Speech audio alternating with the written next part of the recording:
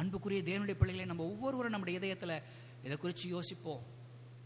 எப்பொழுதெல்லாம் நாம் தெரிந்தோ தெரியாமலோ நம் சக தேவனுடைய பிள்ளைகளுடைய இதயத்தின் உணர்வுகள் காயப்படும்படி நம்ம பேசுகிறோமோ, அப்பொழுதெல்லாம் அந்த சம்பந்தப்பட்ட நபர்கள் மட்டுமல்ல, அவருடைய இதயத்திலே வாழ்கின்ற இயேசு கிறிஸ்துவையும் நாம் காயப்படுத்துகிறோம் என்றுதான் அர்த்தம்.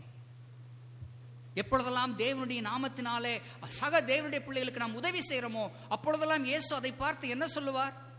நீ அவர்களுக்கு செய்யவில்லை, எனக்கு தான் உதவி செய்தாய்.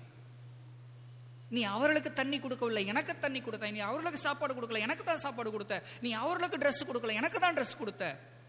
அதே போலதான் நாம் சக தேவனுடைய பிள்ளைகளாக இருக்கிற நிலையிலே நாம் பேசுகிற வார்த்தைகள், நாம் பகிர்ந்து கொள்கிற காரியங்கள் ஒவ்வொன்றும், நம்முடைய அணுகுமுறை ஒவ்வொன்றும் சக தேவனுடைய பிள்ளைகளுக்கு உணர்வுகளை காயப்படுத்தாமல் இருப்பதற்கு கவனமாக இருக்க கற்றுக்கொள்வோம்.